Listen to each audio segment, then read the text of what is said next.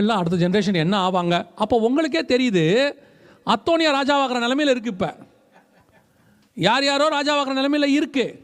அப்போ தேவனுடைய திட்டப்படி இருக்கிறவங்க ராஜாவாகணும்னா தாவீது எழும்பணும். தாவீது எழும்பணும்னா அபிஷாக் அனல் உண்டாக்க வேண்டும்.